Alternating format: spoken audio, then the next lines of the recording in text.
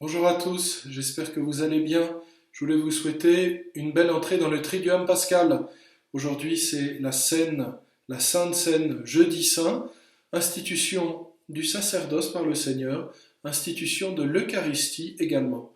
Et je voulais vous présenter un tableau. Alors, on connaît très bien la scène de Léonard de Vinci, très large. Là, c'est un tableau plus intime de Valentin de Boulogne, dit le Valentin, qui est un peintre extrêmement réputé du début du XVIIe siècle. Et on reconnaît, ça nous dit quelque chose cette peinture, et c'est normal parce que il est vraiment dans cette veine du Caravage, avec ce jeu d'ombre et de lumière, ce côté intime que l'on retrouve dans cette œuvre. Et nous voyons dans cette scène Jésus au centre, entouré de ses apôtres. Ici on reconnaît Saint Pierre avec sa barbe. Et là, on voit Saint Jean couché sur le côté de Jésus. Cette scène est belle parce qu'elle est paisible malgré ce que Jésus sait qu'il va traverser. Vous voyez, on voit la grande paix dans le visage du Seigneur.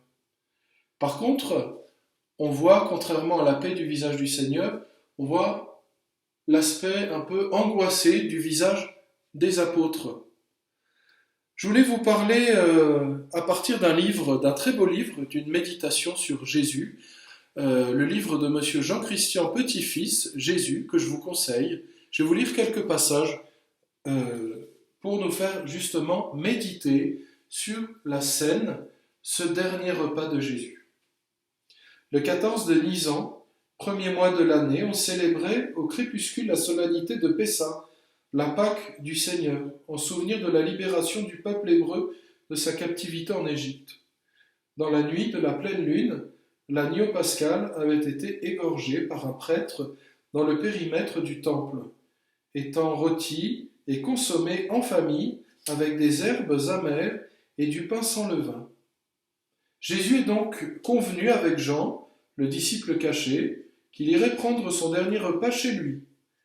Les deux hommes se sont probablement mis d'accord quelques jours plus tôt à Béthanie, chez Marthe et Marie. Toutes les précautions ont été prises.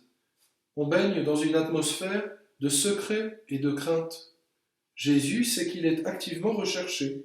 Il envoie 2 disciples en éclaireurs, Simon-Pierre et Jean, fils de Zébédée, avec mission de rencontrer, près de la piscine de Siloé, un homme portant une cruche sur la tête en signe de reconnaissance.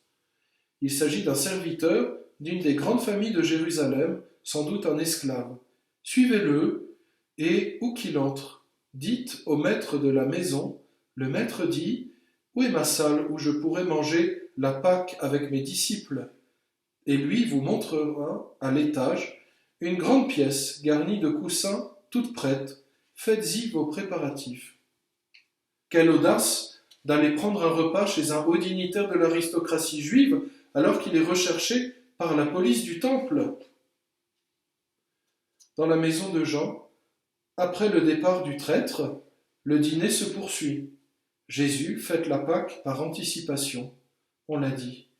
Mais il manque le principal, l'agneau que l'on partage en famille. Les disciples et les serviteurs de Jean n'ont pu le préparer. À la place de l'agneau, Jésus, fidèle à sa mission, va offrir sa propre chair et son propre sang, non pas comme rançon à payer à quelque Dieu inexorable dont il conviendrait d'adoucir la colère, mais comme Dieu lui-même opérant l'expiation. Telle est la Pâque chrétienne de l'Eucharistie.